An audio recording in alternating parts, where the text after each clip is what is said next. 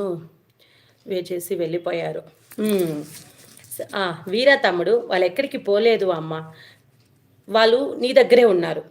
నువ్వు మనసు పెట్టి వాళ్ళని పిలిస్తే వస్తారు. నీతో మాట్లాడతారు అనమాట. ఆ! వాళ్ళు లేరు అని నువ్వు బాధపడొద్దు. ఎందుకో చెప్పమంటావా? మనం ఈ భూమి మీద ఉన్నంత వరకే మనకి ఈ బంధాలన్నీ. మనం వెళ్ళిపోయిన మరుక్షణం ఇవేం మనకు ఉండవు. సో, వాటి మీద మనకు మమకారం వద్దు. అవి ఉన్నంత వరకే మనం కూడా మమకారం చూపిద్దాం. వెళ్ళిపోయిన తర్వాత ఇంక మమకారం వద్దు. మన మమకారం ఎప్పుడు ఒకరి మీదే ఉండాలి. అది ఎవరి మీదంటే దేవుడి మీద ఉండాలి.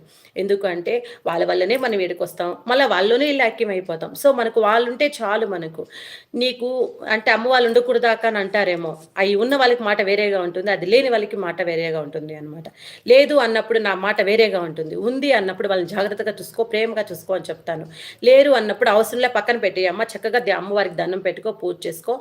అమ్మవారే నీకు తోడుగా నిలబడుతుంది అని చెప్తాను అనమాట. మాటల్లో వేరియేషన్ ఉంటుందనమాట.